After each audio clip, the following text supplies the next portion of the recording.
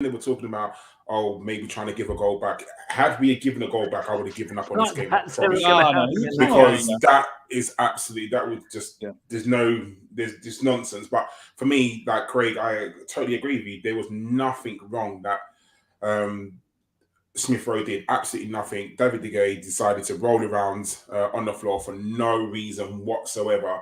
It wasn't even a bad tackle. Well, I say tackle. It wasn't even a bad. Do you know what I mean? He's made a massive meal of it, trying to get himself a free kick, and it's backfired. For me, there's nothing wrong. The only thing, that's the goal, I guess. But the only thing that I found wrong with Arsenal then is that we went 1-up and we sat back off Manchester United. And I do not understand how you go 1-up at Old Trafford. You know that Man United are not that good. Clearly, everyone knows that they're not that good. And we let them attack us. We literally decided to soak up the pressure. It's almost like a rope-a-dope, like trying to soak all the pressure and then try to hit him on the counter-attack. And you're thinking to yourself, what are you doing? Like, there's so many times when we just literally, we could have got the ball out faster, but we decided to play silly 1-2s. That we were scared to attack them. I didn't understand where that mentality came from. Do you think it's like a coaching thing, Craig? Because I don't know, mate. Do you think Arteta says, all right, when you go 1-up, let's just keep it tight for like 10 minutes. Let's not go at them, so they don't sort of go for the juggernaut and go for the throat and go for the second goal. I just don't know why we don't do it, because, like, as everyone knows, anyone knows me who's watching this, or anyone knows who follows Twitter, I've been Mikel Arteta's biggest fan for the last year, last 2 years. But tonight, boys, he got it so wrong. Every team we've seen go to Old Trafford and get a result, they've gone there and they've attacked and they've, got at Man United, they've pressed, and we go there again, like Anfield, have a good first half an hour, go 1-0 up. Well, obviously we didn't go 1-0 up at Anfield, but we go 1-0 up at Old Trafford. And I'm sitting here and I'm shouting at the telly, come on, boys, put these to the sword. Come on.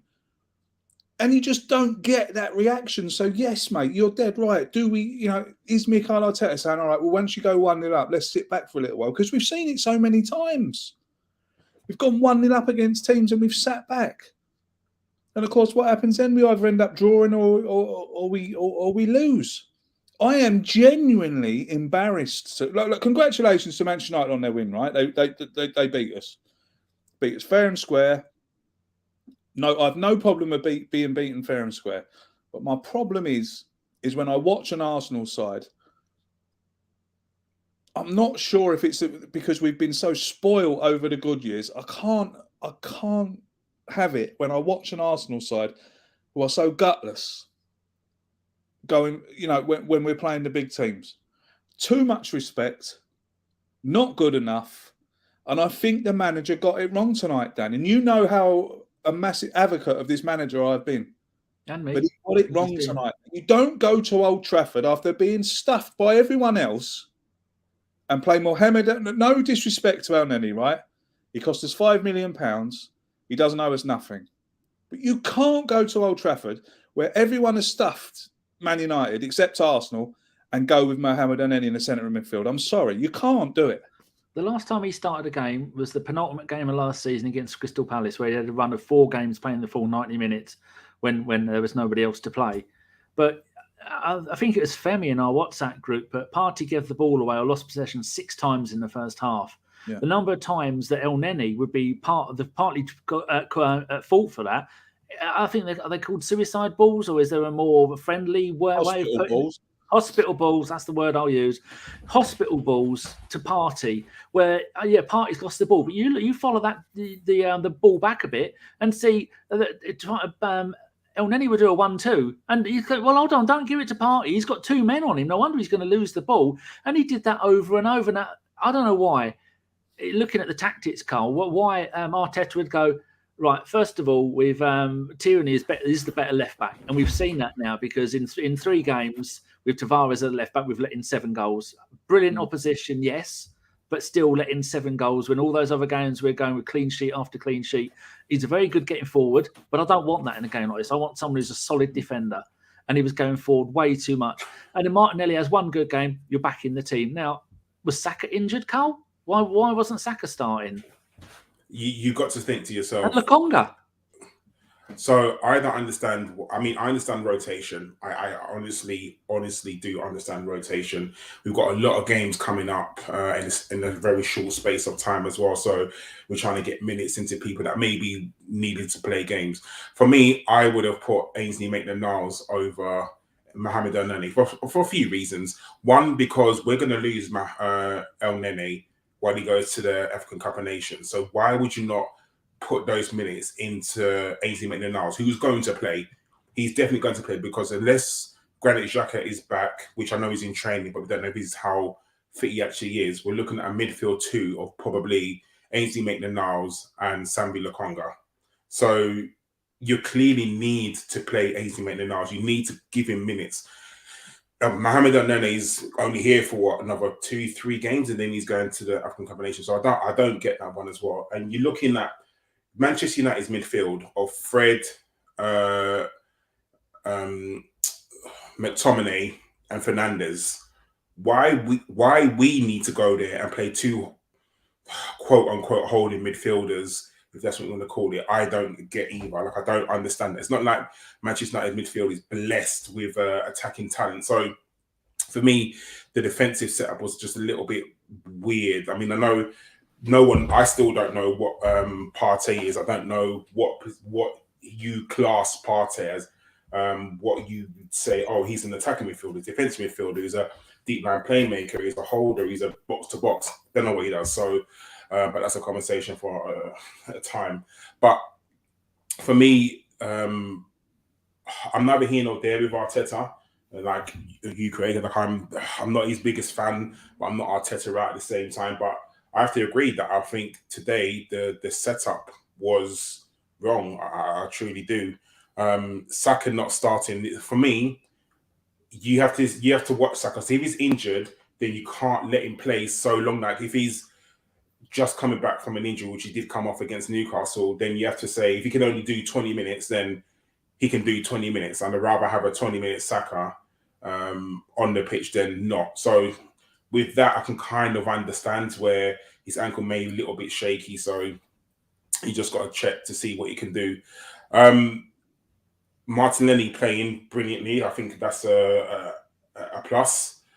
Tavares, he's just chaos. He's chaotic. Doesn't he remind you of Sonogo? Because he's so long and dangly, and the things that he does, like he trips over himself so many times. And like you said, he attacks so much. I mean, I think it was their Man United's second goal where he was high up the pitch. And he let, I think, Rashford just drift in behind, and you think to yourself, if you was there, if you weren't up the pitch trying to attack and you was tracking Rashford, then Man United wouldn't have been in, and that granddad wouldn't have scored the goal. So I think Tavares, I think Arteta needs to sit with Tavares and rein him in just a little bit to say, do you know what? I'm glad that you're attacking and you're helping, but remember your position. Like, you are a left back. You may be a attacking fullback, but your main role in the team is to defend that left side.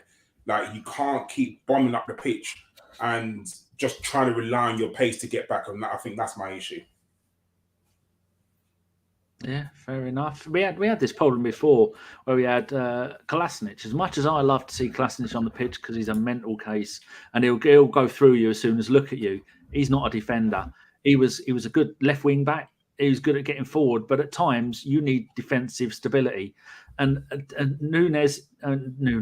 Tavares, you can be moulded into being a decent player from what little I know from him. And I like the bloke, but sometimes, Craig, you can't just pick players like that, can you? No, you're dead right. I mean, before I go on, can I just say hello to my biggest fan? He follows me everywhere. That's Thunder Road. Hello, mate. How are you? Thanks for following me. Thanks. Nice to see you in here. Thanks very much indeed. I really appreciate your support. Yeah, you're dead right, mate. I just don't know. I just don't know what it is. Again, I go back to the thing about being spoiled. We've been spoiled so much with good football over the years, and it's hard for me to talk about tonight because I'm genuinely embarrassed. I am genuinely embarrassed losing to these. I really am. And it's not, it's not not every season you can say that you're genuinely embarrassed. It was the good, the bad, the ugly, all in one night. And I'm sorry, right, but we need to discuss the elephant in the room here, right? And the elephant in the room is Pierre-Emerick Aubameyang, right? Good luck. That is the big elephant in the room. Why is this man captain of Arsenal? I'm sorry. Why is this man captain of Arsenal? We needed tonight a leader on that pitch. We haven't got any leaders whatsoever on that pitch. There's not one. The only leader we've got that I can see in any shape or form is Kieran Tierney, and he's not even on the pitch. Pierre-Emerick Aubameyang, for me, needs to be sold in January, and we need to invest in another striker. He's useless. He's got ozolitis. Can we sell him though? Who's going to take him on at 350 grand a week or 250? Well, just let him go then. 32. Just let him go. See, I've had enough of it, Dan. There was 2-3 times in that game he could have scored. Like any world-class striker puts away those chances, even the one where he's offside. He's 6 yards out, Dan. And I was saying to Karl before the show, he almost stopped Odegaard from scoring again. Yeah. Do you know, it's like that one where he got called offside in the second half, he's 6 yards out. Yeah. He still can't put it in the back of the net. He's hit the post from 4 yards last week. Do you know, something has got to be done. I'm normally really positive. You know, I can take it when we lose normally. But I can't take this performance. I really can't. It was awful going up to Old Trafford where every other team has stuffed them except us. So when I was just doing some housekeeping with the tweets, messages and stuff, did you two discuss their first goal just before half-time? Well, again, it's a stupid mistake, isn't it? Because looking back at it, Karl, I thought, who was at fault at that? And I think it was... I can't really say it was anyone's fault because what Fred did, he was falling forward with El Neni next to him, and he managed to side foot it while falling forward and get it past El Neni. And then was it Ben White or Gabriel come sliding in and missed it? And just bad luck, I think that was. But yes, I do, because he ran off Partey. Partey was just stood there ball watching instead of watching the man. So for me, like I wouldn't blame Partey per se, but he didn't help in that at all, because how can you let someone like Fred run off you, of all people? That shouldn't be done. So I'm kind of annoyed at that. But like you said, we're our own worst enemies, because that goal could have been preventable. It really could have. And like Craig said, like we just let Man United back into the game. Like we had opportunity to go for it, and we let Man United grow and grow. Like they were angry after the Smith Rowe goal, and we should have used that. Just if you're angry, we're gonna go score again. Like we're gonna piss you off even more, and we didn't. We let them grow into the game. We just sat back and we started getting deeper and deeper and deeper, and it just didn't make sense for me why Arsenal would do that. And and I know everyone says, oh, they're young, they're inexperienced. You're a professional footballer. Like, come on, like if irrespective of whether you're young or not, surely you should have the tactical nous to think, Man United are angry here. Let's actually go for this, because every other team has come here and won or got a result. Like they haven't won since I think they beat Newcastle, like almost second game of the season or whatever it was. Man United have conceded so many goals at home, but you can almost guarantee that they'll beat Arsenal, because it's just ridiculous. And it's frustrating. And I just think that all three goals, to be honest, were preventable. And I think that it's not that Man United played well, that Arsenal just played badly in a certain period of time, which met Man United in. Like we made them start looking like Liverpool the way they were passing the ball around, and you think to yourself, why are we letting Man United back into this game? It just didn't make sense. Dead right, Karl. Dead right, mate. So what do you think happened at half time? Because second half we did come out and look a bit better. Partey had whatever Partey decided to do, or maybe El Neni, but by not putting him in it the whole time with his hospital passes, I think we started the second half brightly, didn't we? We did. We did start the second half brightly, and I at 1-1 at half time, I was quite happy at 1-1, bar their equaliser. You know, again, like Cole said, it could have been avoided. Every goal we conceded tonight could have been avoided. I was happy to go in at 1-1, and I said, you know, I'm sitting here, my little girl who has since the Euro, she's banging to football. She wants to watch all the games. I said, don't worry, darling. I said, we'll come out here now. Second half, we're going to win. But then, like, they do the complete opposite. But then for the first 10 minutes, we were all right, Dan. But then we go 2-1 down, and it's the same old thing. Do you know? We give up. Fuck it. Do you know? I mean, let's be honest. That Odegaard equaliser was very lucky. It was very, very lucky, right? Look, we've got to be honest about that. But like, I just don't know why Arsenal can't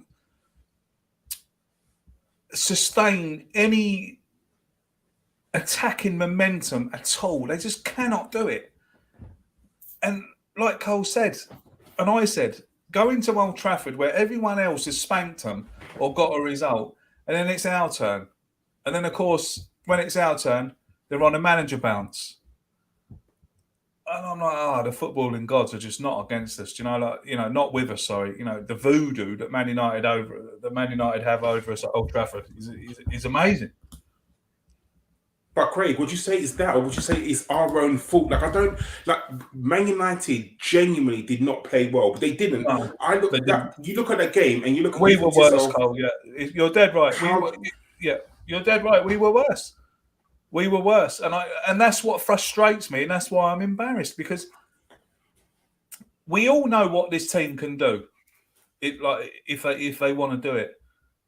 My question is, why are they not doing it? This is the first game now where I'm actually sitting here going, what has the manager said to them? How has the manager approached this game? Are the players on side with the manager? Because you can't go to Old Trafford. Let's get it right. No disrespect to Manchester United, and I'm sure Manchester United fans would agree with me. This is the worst Manchester United side I've seen in years. In the form table, they're 19th. Years. Only Newcastle and last 6 games have got worse form than them. Yeah. Jesus. I watched them against Chelsea here at the weekend. They play 10 men behind the ball. I've never seen a Manchester United team play 10 men behind the ball. When I was growing up as a young kid in the 90s, Manchester United in the Premiership had pacey wingers. They played beautiful football. You know, they're winning all around them. Everyone knew the job they were doing. Look at them now. They're all over the place. Everyone else has gone to Old Trafford and got a result. Here up turns Arsenal, and they beat us. Thomas Partey. But by the way, Thomas Partey's had a nightmare tonight as well. I'm sorry if anyone disagrees. He's had an absolute nightmare. How many times did he give the ball away in the first 10 minutes? In the whole game, but Cole, the thing about it is, in the first 10 minutes, he didn't turn up. He given the ball away. But we said on our pod, the last pod we did, we need to start having a conversation of what Partey brings to the team. He's not a youngster. He's 28 years old. So when we bought him, he was a ready-made midfielder. What in the season? What's he been a season and a half? Call it. What has he brought to the team? No, he's done nothing. He's done nothing for a £45 million player. He has for me, he's contributed nothing. I mean, when you can pick out and literally cherry pick the good games that he's had for Arsenal, and I can only think of one, which was when we played away at Man United. I think it was last season. That was his only good game when you thought, he played really well. There's no other games he's coming. Yes, he's had a load of injury problems, and you got to start questioning why he was at Atletico Madrid, and he played nearly every single game. Comes to Arsenal, and he's literally laden with injury problems. So something's gone on there. Maybe it's just bad luck. Who knows? But something's not right there. But what does Partey bring to Arsenal? I mean, yeah, he got you call it the pre-assist for the Odegaard goal. He passed out to Martinelli. But barring that in the game, what did he do? He gave the ball away, put us under pressure, didn't really attack, didn't defend. What is he in the team for? What does Thomas Partey bring to Arsenal apart from drain on wages? Like I don't, and I'm not saying he's not a shit player, he's not. But I just don't know what Thomas Partey's role is in Arsenal apart from being a stopgap for something. He has had some good games. Like, let's be fair. He has had some good games in an Arsenal shirt. But it's the games when you expect him to step up. We've seen him do it for Atletico Madrid in the Champions League. He steps up. Like I remember, I'll always go back to when that game at Anfield, when Atletico Madrid played him in the league, in the Champions League. He absolutely bossed that game. Absolutely bossed it. And when I see Arsenal linked with him, I'm like, yeah, all right, mate. Like, how is this geezer coming to us? Don't be so stupid. And then he turns up here, and I haven't seen that performance that I watched him play for Atletico. I haven't seen that performance once. You're looking to players like Thomas Partey, Aubameyang, to really shine in games tonight like this, you know? I can't believe Mikel Arteta has gone there and seen that Fred, McTominay and Maguire are the main, like, is the main spine, right? And he hasn't gone for it. If Arsenal would have gone for it tonight and lost 3-2, I'd be sitting here a completely different man saying, do you know what, boys? We went for it. We went for it 110%. All the players gave it their all. We lost 3-2. When you lose 3-2 after you've given it all, you just have to take a step back and say, yeah, we got beat because we got beat by the better team. But as long as you've gone out there, I've always said it, as long as Arsenal go out there and give me 110%, I've got no bother about losing. I really haven't. I'm old enough and experienced enough to know that football is a funny game. You can lose to anyone. But tonight, we went to Old Trafford and we've missed the trick. They were there for the taking.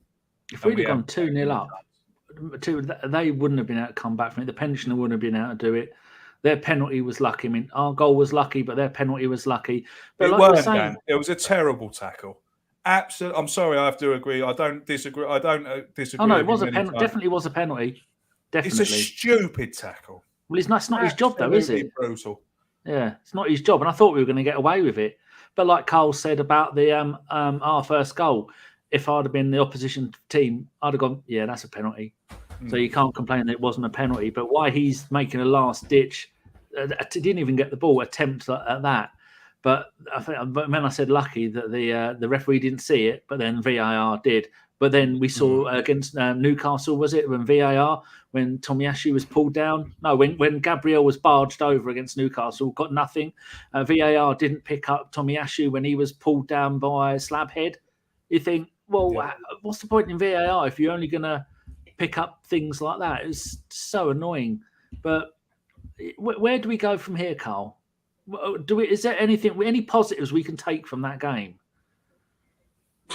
Martinelli played well. I genuinely think he did, and I think at least that's another option for Mikel Arteta. Barring that, I can't think of. I mean, I think Tomiyasu did play well. I think he's starting to. I think you look at him and. He, when he first came in, no one knew. Everyone was moaning and saying, "Oh, don't know what he's like. Is he a proper right back? Is he centre back? Blah blah blah." People are taking the piss, but he's come in and he's just been very very good.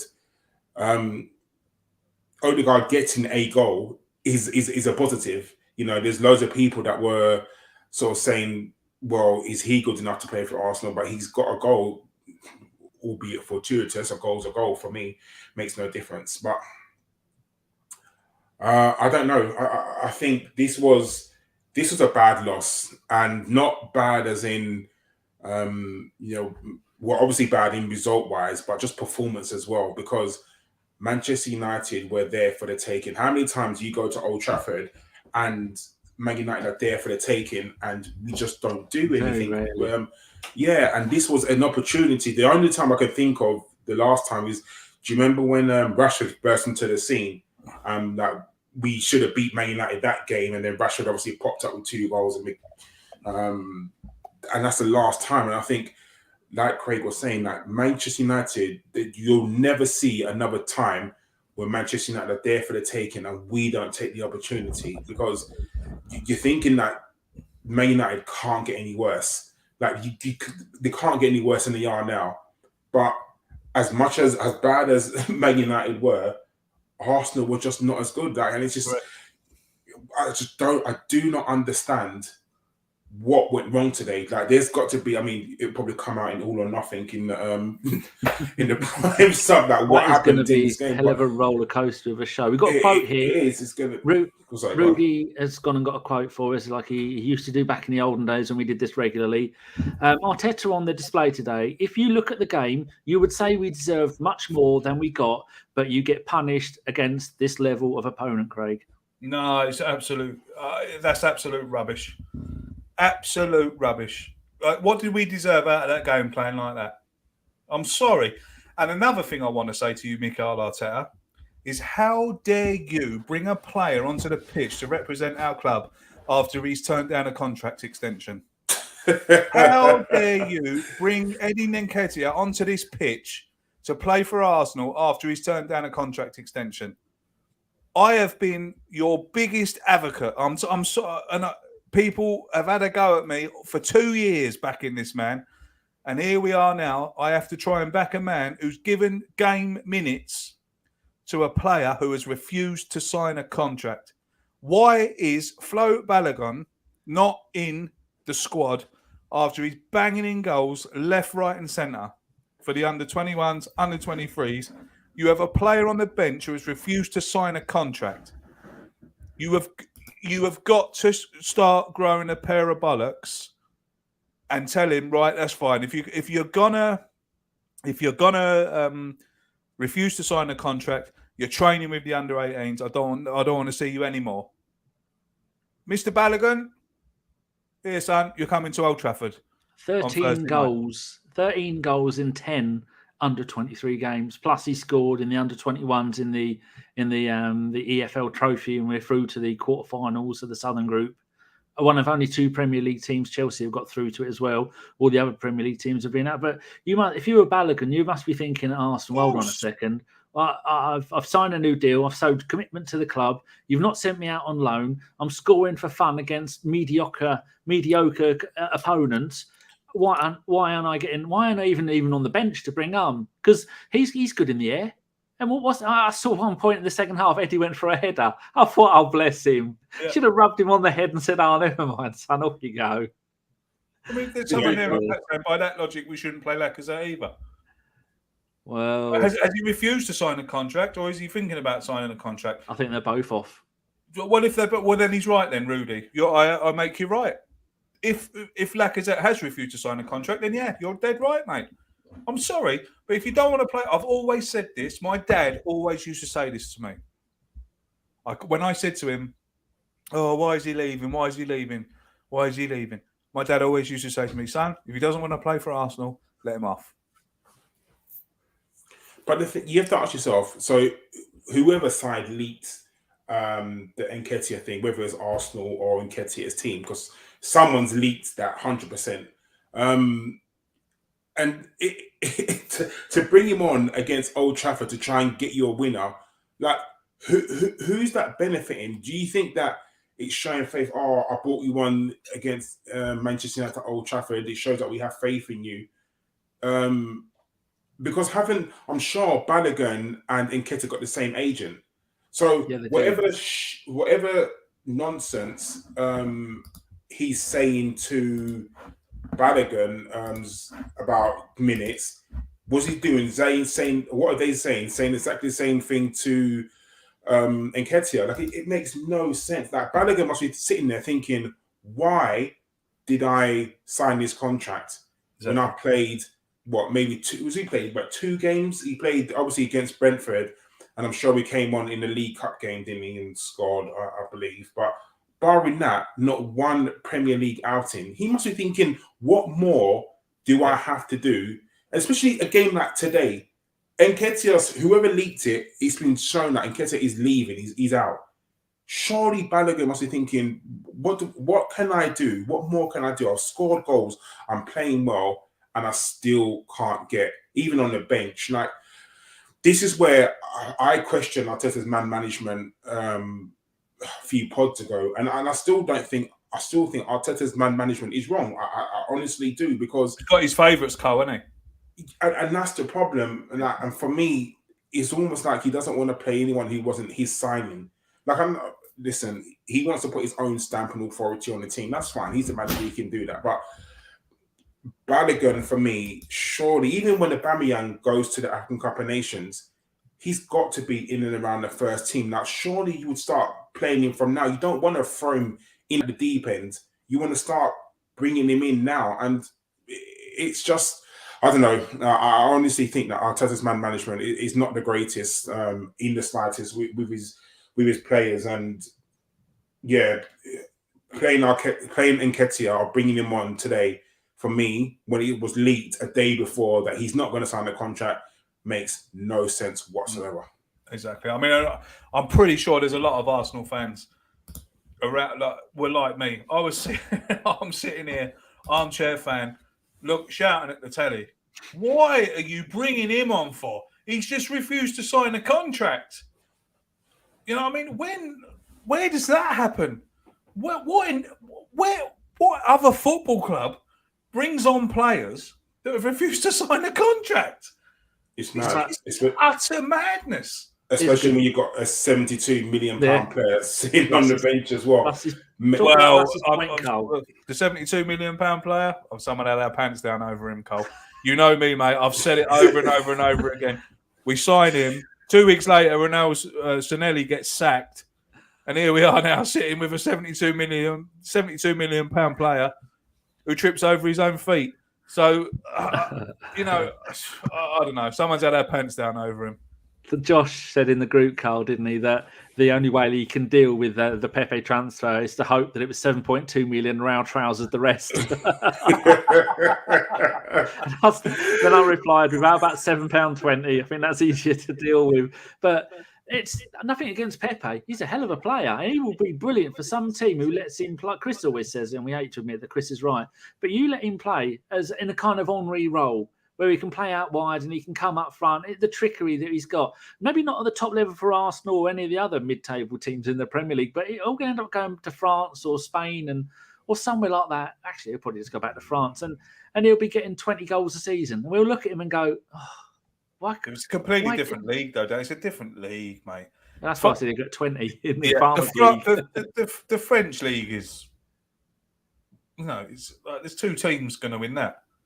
Do you know, like I remember when we were going to sign him, I went on YouTube, YouTube scout, Nicolas Pepe's greatest moments, typed it in. I was like, oh my God, what a player we're getting here. Then he comes to Arsenal and it's like, is this George Weah's cousin? Is this another George Weah's cousin? Do you know what I mean? If you're too young for that, talking him up. Go and do a Google search, or no, don't a DuckDuckGo or a Yahoo on what was his name? George Weah? No, was it George Weah? George Weah's cousin played for Southampton. Yeah, his cousin. He was it Ali Dyer or something like that? Yeah, Ali Dyer. The Southampton manager might have been Graham Souness or someone. Got a phone call from George Weah allegedly saying my cousin's in the country. Can you give him a trial? They snapped him up, signed him. I think he come on. He played 17 minutes and was never. Then they kicked him out of the club. Oh, that's a hilarious thing. So, but it's where do we go from here though? I mean, is there any point we talked about the Odegaard, his goal, great bit of play, come from the left hand side. I think maybe Tavares into Odegaard. Odegaard then makes a run into the box. He passes it to Partey, makes a run into the box. Partey puts it right. Was it Martinelli he put it right to, Karl? Yeah. I wasn't sure. Then what happened after that? He crossed it and he crossed the ball in, and Odegaard sort of rolled it in, just avoiding Aubameyang. It was a pisser. If he had touched it, he's offside as well. So if he touches it, it's almost offside, and he's diverting it wide. Look, that Odegaard goal was lucky. He scuffed it, and the only reason it went in was because David De Gea couldn't see it, and he saw it late that it goes in. We were lucky to get that goal. Where do we go from here? We just move on, Dan. Like it's got to a point now where we just move on. We move on to the next game. There's no Everton away. Do you know? I mean, look, again, everyone that's gone to Everton has got a result. Watford went up there and destroyed them. Now, if Arsenal go up there and don't come away with at least 3 points, I'm going to have to start questioning the manager. I'm going to have to start questioning him. I'm sorry. He's an exclusive. 3 teams in the league we don't expect to beat. Top 3, Man City, Liverpool and Chelsea. Fair enough. Lose to them home and away. That's not what we're after. Tonight was our chance to go 4th. And then we've seen from not playing midweek games in the little budget Poundland Cup that Spurs are busy doing their best to win 300 games to get to the final. But in times like this, you'll be thinking, 4th is a trophy, and we so need that 4th place. And we've got another chance against Everton, but that is on Monday after everyone else has played. Now, I'm not sure where we're going to be in the league table by then, Karl, but if we don't win at Everton, like Craig says, do we have to start pointing fingers and shouting at the manager again? It's hard because he's picking the players and the players are just not doing it. Like Aubameyang, for me, I'm really happy he took Aubameyang off. I really am. And away to Everton, would I start Aubameyang? I probably wouldn't, because again, we need to see how Arsenal will play when Aubameyang is away at the African Cup of Nations. We can't just throw these players into the Arsenal squad who haven't played. Like Lacazette can't play 90 minutes. He after 60 minutes he's blowing out his ass. He just cannot do it. So you need to start building him up into. He's going to be our centre forward. Start playing him as a centre forward instead of that hybrid number 10 or whatever it is. Him and Odegaard, see what they're like together, because that's going to be the two. But, this is against Newcastle last week would have been a perfect opportunity. Newcastle haven't won a game all season, and we were at home. Aubameyang didn't need to play that game. 100% didn't need to play that game at all. But for me, if you're going to experiment, like even today, experimenting against Newcastle would have been better than suddenly bringing in El Nene against Manchester United, even though they are shit. But that's not the game, and that's where I think he gets it wrong, Craig and Daniel. But we have to. This one is going to be harder to take than the Liverpool one. The Liverpool one, fine. You know what? We lost 4-0. Liverpool are the best team in the world right now, bar none. They are. But this game, we played a very, very shit Man United team. Very poor, very, very poor. And we lost to them. And there was no better chance for us to beat them. And I think this one will stick in the throats of our supporters more than the Liverpool game. Look at this quote of the day from Phil Macker.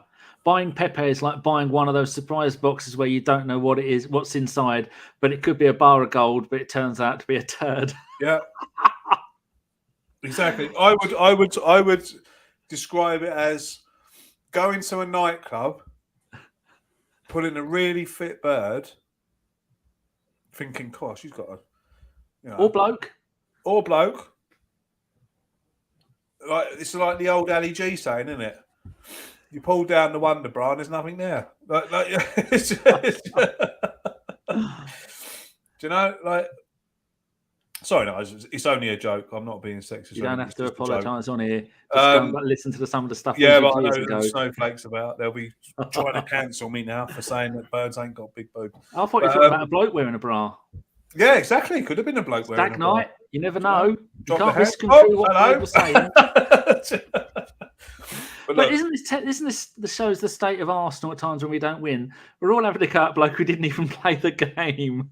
Yeah, that's true. Yeah, but that's what I'm saying. You're looking at this result. It's a bad result. Like No way. Normally you'd go into Old Trafford and say, well, we was kind of in the game 3-2, not bad. That was bad. That was really bad. And I think, listen, I don't want to dwell on it, and I don't think that we should.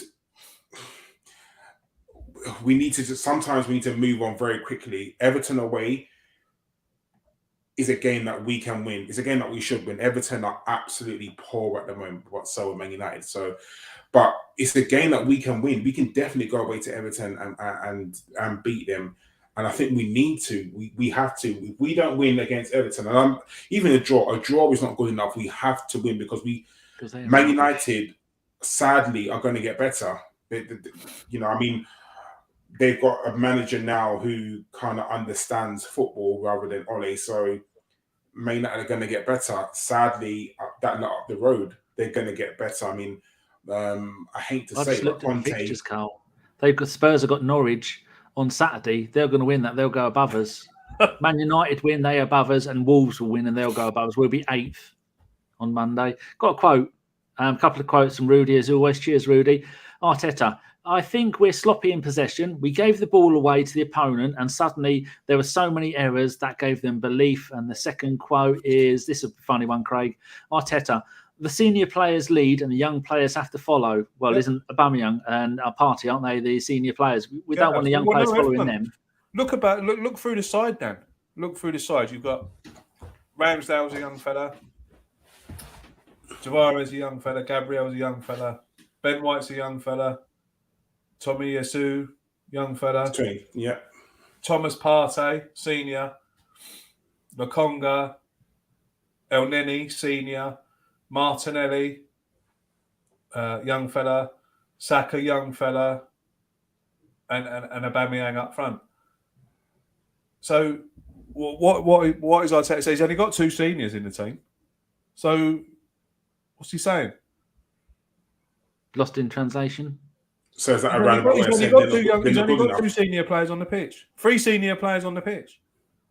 So what's he talking about? Way of saying they're not good enough? Yeah, exactly. So. What's he talking about?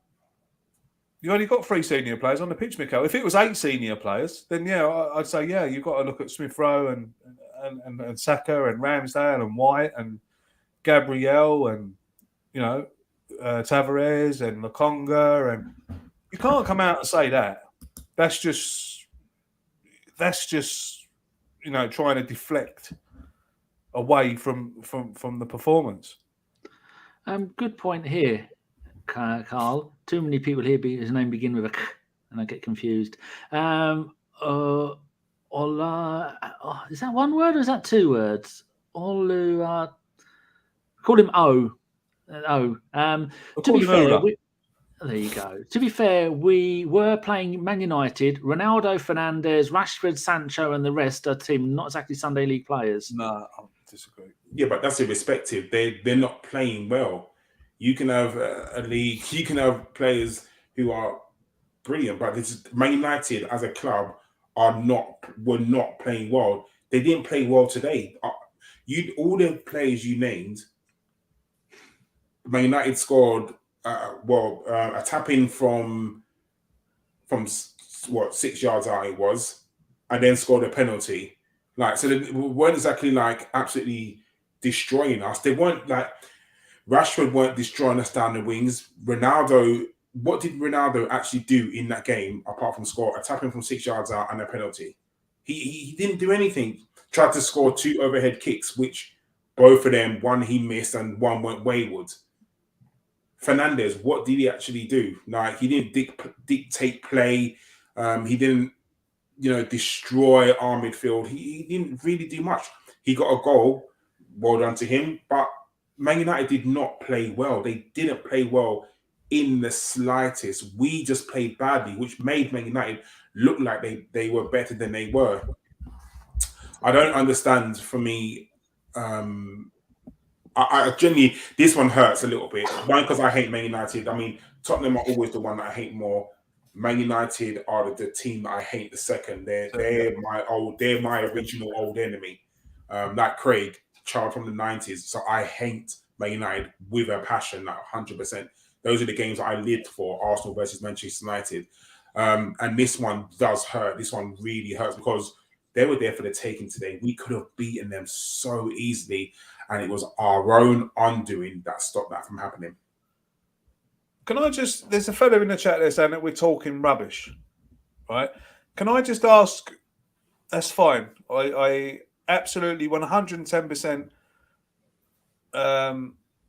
agree. You know, or I don't agree. I haven't tried to respect your opinion. But can you tell me how? Why are we talking rubbish? What game was you watching? I'd like to discuss that because, you know, I see people in chat, you're talking rubbish. I mean, there's another one there. We're milking on Arsenal's loss. How are we milking on Arsenal's loss? It's been like this for God knows how long. I think the problem is that people can't differentiate talking about a game and saying, listen, when Arsenal are good, we praise Arsenal when they're good. We will praise them and say, Arsenal played well today, we're brilliant. If we play badly, you have to call out. If you see something, you have to call out and say that you played badly. Not everything, life is not full of a bed of roses. Like, we're not looking at this through Arsenal tinted glasses. If Arsenal lose a game, no one is going to be happy. Even when we lost against Liverpool, but everyone was kind of like, well, it is what it is. We accept it because Liverpool at the moment are the best team in the world. It's not necessarily milking anything that you talk about a team when they didn't. Arsenal didn't play well today. No one can tell me that Arsenal, as a football team, played well. Manchester United didn't play well. Arsenal made them look better than they were. Like the eye test says all. So it's not a case of milking it. You have to call out when it's like having a child. When your child's good, you're going to praise your child. You are brilliant. When your child's naughty, you're going to tell that your child that they've been naughty. Yeah, that don't work. Yeah, they could just go to university, finish uni, and then decide to live up north, the miserable cow. Exactly. Not that I'm referring to my shitty daughter. No, she's wonderful, actually. Matthew says there, Craig, why have you zeroed in on 2 negative comments in the chat? I'll tell you why I've zeroed in on them. Is because you can't tell me that Arsenal have played well tonight. You can't tell me that we're talking rubbish. And you can't tell me that we're milking a bad loss. I am genuinely upset that we've lost to Manchester United this evening. It's so hard to go to Old Trafford and get the lead and then do nothing with the lead. Infuriating. But what winds me up more, Dan, is that other teams have gone there and have got a result. So it's a fine line. You support your team, this, that, and the other. A lot of people who know me will know that I've stuck up for Mikel Arteta for 2 years. But tonight, I'm blaming him because they absolutely bottled it at Old Trafford when Manchester United were there for the taking. Absolutely there for the taking. People might laugh at me when I say this, but we have got a better team. We're a better team than Manchester United. Cole knocked it on the head. What has Ronaldo done? Except scored the 2 goals. When you can argue that, well, that's all he needs to do. Fair enough. What's Fernandes done? What's Sancho done? What's Rashford done? What's McTominay done? What's Fred done? Nothing. Absolutely nothing. And we've just sat back after going 1-0 up and have taken the L. And we've come away from Old Trafford with nothing. Where are we wrong? I think Craig Barlow sums it up here. We scored, then Arteta's tactics was sit back. He's a one-trick pony. We were spineless. Yeah, he's dead right. But we've got the attacking. We've got the defence. We've got a brilliant, nice name as well, Craig. We've got a brilliant defence when they're allowed to defend, and when they're not, there's not too much pressure put on them. But then we need to have the attack. And if the whole point of our team is to get the ball up to attack and the bloke in attack can't put it away, and then manager is unwilling. I mean, just look at this. What time did he take? He took Aubameyang off with 11 minutes to go. And then he goes, I'll stick on 2 strikers. Or why didn't you do that maybe after 45 minutes or an hour? Yeah, do you know, it's Why didn't you bring on the 2 strikers after we went 2-1 down? And what was wrong with Saka? Why couldn't he start? And why drop Lokonga? Lokonga's been brilliant for us. I know. Oh, you'd think this is the game that you'd be saving up your players for, so they're ready for this game, the big game. You need our best players. El Neni didn't start since the penultimate game of last season, and he probably won't start another game for the rest of this season. It's not only that, Dan. I want to know why they didn't go for it. Why didn't he never done it? That goes back to the Emery days, doesn't it, Karl? Emery would go 1-0 up, and then you'd see him. He'd shit his pants and go, "Oh, everyone defend. Yeah. I'm not going for a second goal." Well, and we know. I mean, the only time you do that is when you're 4-0 up. You go, "That'll do." Not at 1-0. Not 1-0 away at Man United. Ridiculous. I think the issue is he's a very new manager, and I don't know how long we can keep using that excuse for. I genuinely don't, because there's going to become a time when we are going to have the Mikel. I mean, I'll actually both just quickly. If Mikel Arteta doesn't make top 4 this season, should he go at the end of the season, Craig? Yeah. This league is look. This league, this season is out of the 3 at the top, right? It's out of Chelsea, it's out of Liverpool, it's out of Manchester City. Top 4 is up for grabs, right? You've got Arsenal, you've got that lot down the road, Leicester, Man United. If Mikel Arteta can put some results in front, we can really, really push for the top 4. I'm sitting here tonight and I'm thinking, if we beat Man United tonight, we're a top 4 contender. We go to Old Trafford, we set down a marker. Arsenal are top 4 contenders. We've gone to Old Trafford and beat them away from home. Now, it's not something we do every year. We've had we have a poor record at Old Trafford in the league. Winning tonight would have put down a massive marker. But now, Cole and Dan, I'm sitting here and I'm thinking to myself, if you can't beat that Manchester United team, what hope have we got? What hope have we got of finishing in the top 4 if you can't beat teams like that? Now, Manchester United fans might say, well, we beat you because you were rubbish. They're not wrong, to be honest. But I can't believe the way my team went up to Old Trafford tonight, knowing that they've got Michael Carrick in charge. All right, whatever his name is in the stands. And he's probably had a massive input on the game. But I said it.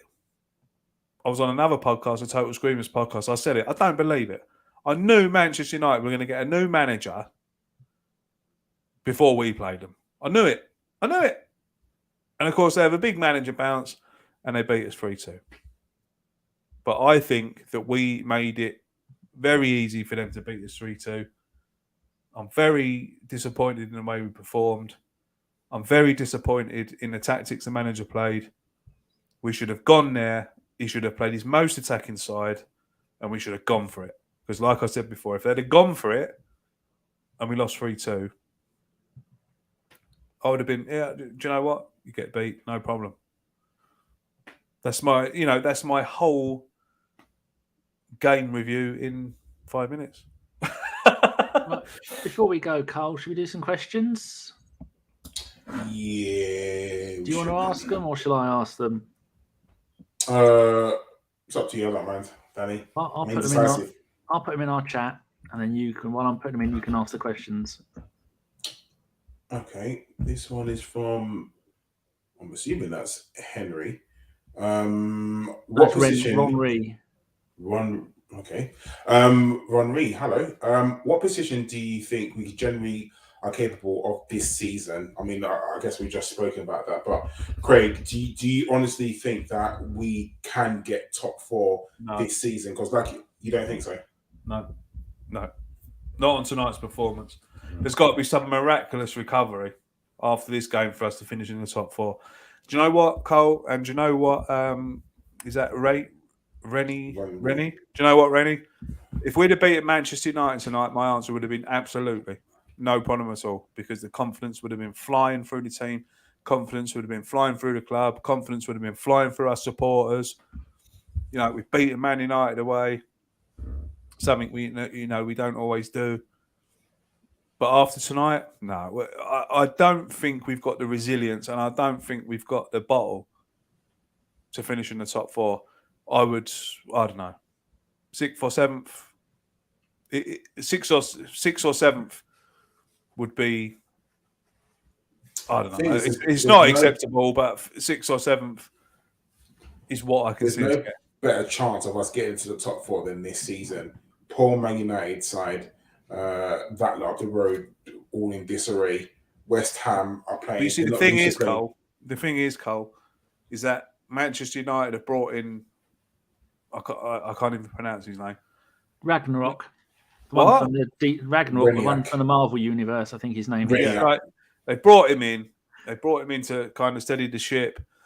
They brought him in for 6 months to manage the team, and then he's going to go upstairs and he's going to do this, that, and the other. I mean, to be fair to him, against Chelsea and against Arsenal, you can see a little bit of change straight away because everyone spanked Man United. Let's not get it wrong. So there's definitely a manager bounce there somewhere. But if anyone's going to finish 4th, in my opinion, it's going to be Man United, not us. Well, they've got the firepower to do it. But I think we could afford to lose home and away to the top 3 and still get 4th. If we're now going to lose, we lost to Brentford, which is a fluke. We lost to Man United, which is one of our rivals for that 4th place. We've got the Spurs game coming up soon. We've got West Ham soon. If we don't beat those lot, then it's going to be another 7th, 8th, 9th, although it shouldn't be. When you say we lost to Brentford, it was a fluke. I have to disagree. Yeah, I thought Brentford were a far better team that night. Oh yeah. I mean, they are, but as fluke as in their results for the rest of the season. They're Well, not a good team. yeah. I mean, we were the only up until the weekend. We were the only team to lose to them at home. Yeah, at their place. Okay, Daniel, this one's for you. It's from David Masters. Should we start playing Kieran Tierney? Yes. Should have played tonight. Can't do Magnificent player. Should have played at Anfield. Not just for what he does on the pitch, but for his shouting and the confidence that he does and his leadership, everything. That bloke does not have a single bad... If it was on Football Manager, Karl, all of his stats would be 20. As a man who has done wonders on Football Manager, have you got your medals yet through the post for your wonders that you've done on there? I lost I got us into the Champions League and I lost in the Champions League quarterfinals to Inter, home and away. I got done. What year was that in, though? What season? I am in. Hold on, I've got it open. I am in here we go, 20. Well, at the moment it's February the 25th, 2023. Oh, so 2024. Sorry. So it's not that far away. I would say is Arteta still in charge? No, he's managed on Crystal Palace. That sounds about right. Where's Vieira? Did you know? Fired. He got fired. Sadly, he's managed at Crystal Palace. But, oh dear. Do you think Tierney should? I keep saying Tierney. So watching too much Alex Jones has done that. It's Tierney. Do you think Tierney should start from now on could we see Tavares doing a different role and Tierney allowed to play as well? Kieran. It wouldn't surprise me. I mean, just for some chaos, you would love to see Tierney and Tavares on the same side, because Tavares seems to think that he's a left winger. But against Everton away, I think you have to start Kieran Tierney. I definitely would, and I wouldn't be opposed to if let's just say results weren't going very well. For like I said, for just some chaos because he's so unpredictable. Bring on Tavares, and then that left side is absolutely secure. But we'll see. Arteta, he knows what Arteta's got plans. But Everton away is a game that I definitely would start Kieran Tierney without a shadow of a doubt. Neil Gillespie asks, how bad, if at all, is Xhaka missing the game today? So do you think that Xhaka not being there had an impact, Craig? No. kind of have to agree with you. I'm I agree with you. No, I agree. It's just a one. It's just a one. It's a one-word answer. No. I mean, I'm really good mates with Harry, who talks about Xhaka all the time, and how Xhaka comes into the team and he calms the midfield down and he can ping a ball from here to there and everywhere. But to be honest with you, I have to be completely honest with you. I forgot that Xhaka even plays for us. To be honest, do you know, it's one of those. I don't know how anyone says that bringing on Xhaka or having Xhaka in the side transforms any of the results against Liverpool or against Man United tonight. I just don't see how Xhaka transforms any of those results. Yeah, Xhaka can, he can get on the ball in midfield and he can ping a pass about, but he probably would have given the ball away more times than Thomas Partey tonight. Leading to more Manchester United chances. I don't see how Granit Xhaka. I'm not having a go at Granit. Well, I suppose I am a bit, but to answer the question, no, I don't see how Granit Xhaka makes any difference tonight to the result. I mean, Danny, for a player that was nearly halfway out the door in the summer, because let's face it, he was definitely going to Roma until something went wrong, whether it's Mourinho, whether Arsenal decided not to sell. I think it was more the fact that Roma decided to offer some derisory figure. I guess that's why we didn't sell him. But do you think he makes much more of an impact when he comes into the team?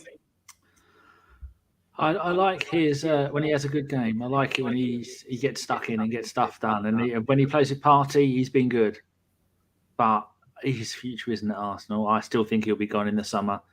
I always said that I think they signed him on a new deal so that he wouldn't leave on a free in the summer, and then we can get more money for him. And his part of the deal was we pay you more money if you stay, and then you can't leave on a free.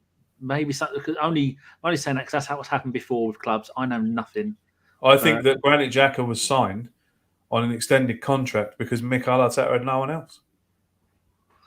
That's true. Yeah. That's how it goes. He couldn't have looked at that midfield. He looked at the midfield and he said, Christ, if I sell Granit Xhaka, who else have I got? Joe Willock? El Neni? Who else have I got? So I'm going to have to keep the bloke because he's all I've got. And then he gets in. But there again, no one thought Lokonga would come in and be as brilliant. Well, true. Very true. Brilliant at times, very good the rest of the time. He's a revelation in midfield. He's running around, and his partnership with Partey, he showed tonight. I mean, I like El Neni, my Egyptian brother, me and Richard. Well, he's the Egyptian Messi, isn't he? He certainly is. But I just don't think next question, Karl. I'm waffling. Right, this is the last question, so we're going to end this on a positive note just to appease some people. So both Craig and Danny, this is from Phil McCann, can we all say something positive about the team before we finish? I'll go first because I don't mind going first. My positive if I take anything from positive tonight, it was Martinelli. I think he was very good today. I think he gave Tellers a run for his money down that side. I think he was very direct, and that's what we want to see from. I mean, everyone has been crying out to see Martinelli play, and he scored a goal against Newcastle and a very good goal. Let me add as well. And I think today he played very well. I was hoping when we was making substitutions that we did not take off Martinelli, and I think Arteta saw how good he was. So definitely for me, Martinelli was an absolute positive.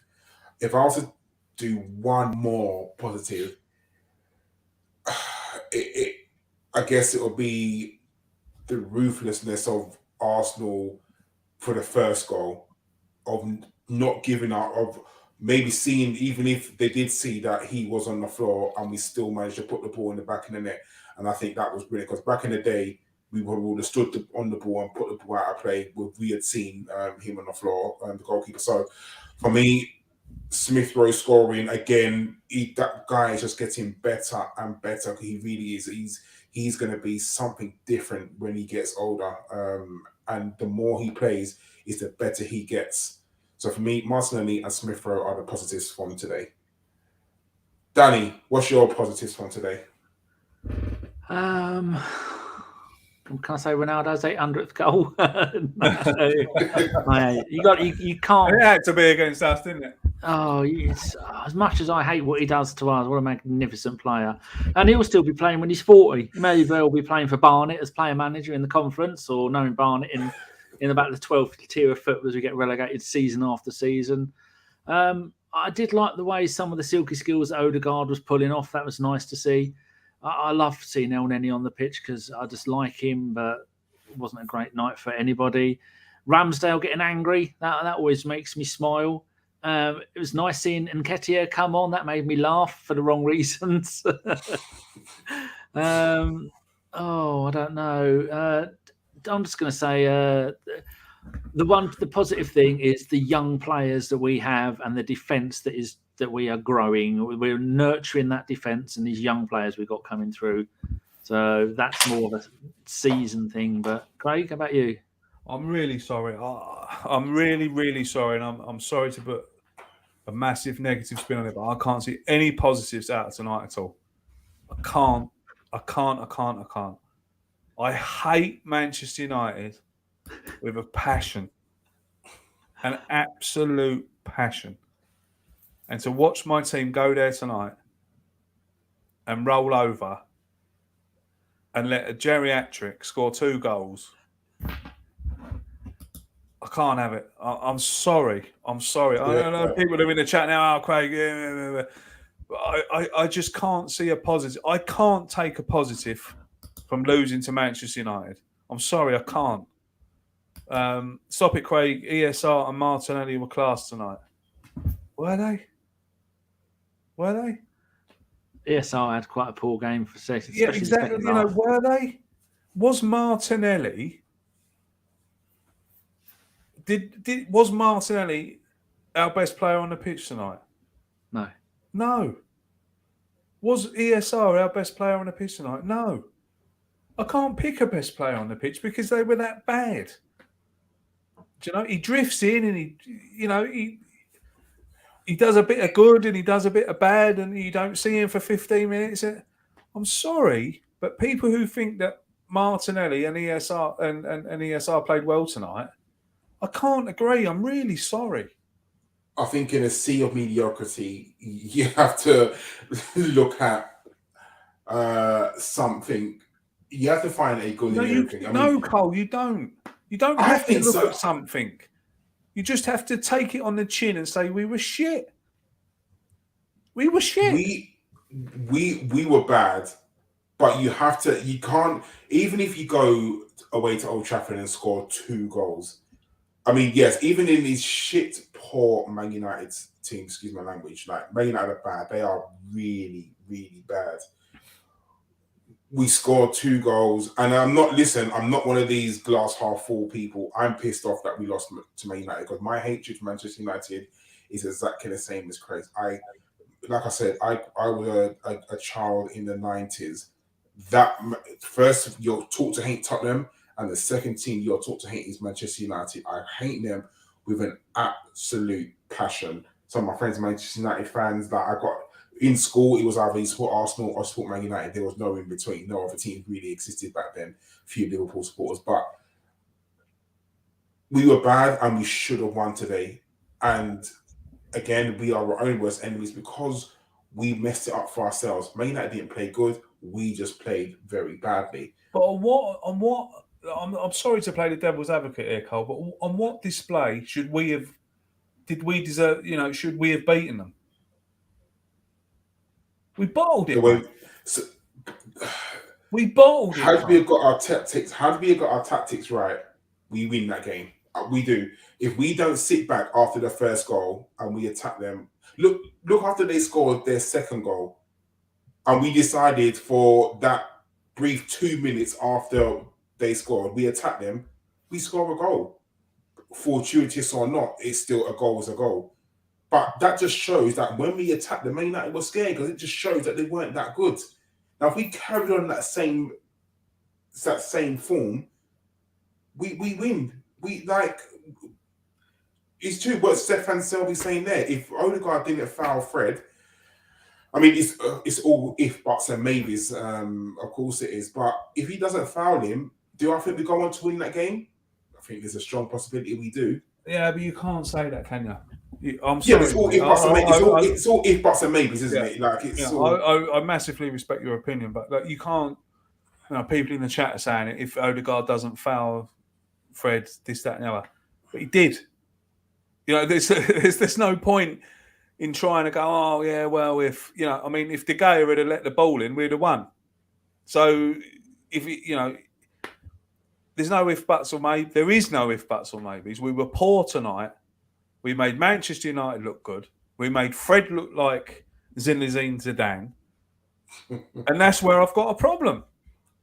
Because you can't have players. I mean, like you can't have players like Fred and Scott McTominay boss players like Partey and El Neni. It just can't happen. Thomas Partey is supposed to be this Champions League, this Champions League worth player who comes into Arsenal and fixes the midfield. He was awful tonight. Absolutely awful. And when Mikel Arteta comes out and says, the senior players have got to look up to the younger players, when he says that, my immediate thoughts are with Partey and Aubameyang. Right then, I think that's it. Right, people, could you do me a little favour when our show is over? You got Tanner and Stan the Man and Ryan. They're off doing BMG Media. Lovely people. They did do some stuff for you, didn't they, Craig? They still do some stuff for me. Yeah. They still do the same old Arsenal USA. Big shout out to them boys. Big shout out to the boys. They're currently live. So there's the link to their show. They've got 7 people watching at the moment. So if you lot can go over there, click on that, go over. I'm just going to make sure that link works. Why isn't it showing? There you go. I'm just looking at my own thing. Click on that. Go over there. We're going to finish the show and go and say hello to Tanner, Ryan, and Stan. You've seen Stan on here quite a few times. Lovely bloke. We are going to be back. A preview show. We're doing the preview shows an hour before kickoff, partly because it's easy to remember and partly because it reminds you lot, oi, go on, off you go. Come back after the show, after the game. I'm not going to knock up a lone watch. I haven't done one of them this season. And other than that, I just want to say thank you very much for Craig. Lovely to see you again. Thank you very much, mate. It's been a great therapy. Thank you. I know everyone doesn't agree and things like that when we do stuff like that. But look, I love Arsenal as much as the next bloke, but losing tonight has really, really, really, really affected me. I just cannot get my head round that we've lost to them. I'm sorry. Sorry if I've come across negative. People know me as quite a middle of the road guy, but tonight's really, really hurt me. I have to say, losing to that shower of shit. What are you up to at the moment, podcast-wise? Podcast-wise, I'm not doing anything. Well, podcast-wise, I have joined the Total Screamers. Great bunch of lads. We actually done an interview. Me and Lee done an interview with them last year. Sometime they contacted us. They wanted to do an interview with us about same old Arsenal and this, that, and the other. And I really liked them. Really, really liked them from the outset. And they, as the same old Arsenal viewers will know, that they came across to ours and we done a show called The Same Old Screamers. Same old Arsenal is not running at the moment. So I joined Total Screamers and I'm having a great time with them at the moment. Talking about, it's not just about Arsenal, it's about all Premier League games. And we have a great laugh on there. So if you're not following them, do go and follow them at Total Screamers. It's a great podcast, great bunch of lads. There's Arsenal fans, Man United fans, Liverpool fans, Coventry fans. So get over there and follow them. So I'm having a good time at the moment, just being guests and coming on, and it's nice to come on to podcast and give my actual thoughts instead of being the host and always asking the questions and this, that, and the other. So, thanks for having me on tonight, mate. It's been a great therapy. even though I'm still pissed off, and I'm going to go to bed cross. Talking about other podcasts, I was on Guns and Yellow Ribbons last night with Great Fergus and Trev, and I always get Mark Kelly and Andrew. I think it was Mark, and on there last night. Go and have a look at them on YouTube. Really good show, only an hour long. Karl, thank you very much for joining us. What have you been up to in 30 seconds or less? What are you going to be up to? Keeping the tubes going. Running. Yeah, that's what I'm doing. I don't know who's probably next week because I'm on nights next week. Like me and Ellis. By the way, #fuck Ellis as always. Because hang on, has Ellis gone from being a nurse to running the tubes? Do a better job. Well, Ellis thinks he's fuck you, Danny. Ellis thinks he's a key worker, but he's not. Yeah, Ellis is. I've just spilled my last bottle of beer. He takes people's temperatures. That's all he does. Like that's all he does for the NHS. Don't let Ellis fool you that he's working hard in A&E, 12 hours a night, blood, sweat, and tears. He takes people's temperatures, Karl. and that's all he does. I'm the key worker here. I keep London moving sometimes, albeit late, but I keep it moving. You know, that's what we do. But no, Danny, you know, it's always a pleasure. Remember, I'm your favourite. Like fuck Josh. Oh yeah. That's it. I actually sent the question in for yesterday's pod that didn't happen, and it said at the end, "You three are my favourite." Because you meant to be you, John, and Nick. But Nick came on this afternoon, and you've come on tonight. But don't forget, he asked me first. He did, because I actually didn't reply to him until this morning. So did right. Go. I've got the Tanner's podcast open. They're live at the moment. I've not seen any of you people go over there and just say hello, and ABW sent you and subscribe to them. Come on, there's 50 of you left in here. Get a wiggle on, go over there and say hello. Right, thank you very much, everybody. We will be back sometime between now and the end of time. Thank you very much. If you like the show, give it a thumbs up. Actually, YouTube have done this thing where they no longer show the thumbs down. I'm a person who likes to break the rules. I will tell you, if we've had one thumbs down, that's all we've had. You're slacking, and yeah, that's it. So thumbs down are good. Means people have interacted. Yeah, that's it. So there you go. Right, go over there and say hello to Tanner. See you later. Up your bum. Goodbye.